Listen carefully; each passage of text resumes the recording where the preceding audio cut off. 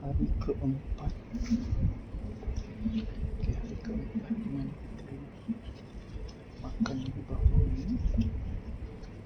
Okey, hari keempat kita makan di bawah ni untuk dua. Okey, keempat hari kelima. Lepas tu kita stop sekejap, kita tukar hari, kita kena makan siang pula. Okey, ni kita makan malam nak tidur, kita makan bawang ni. Okey, black garlic bawang ni. Okey,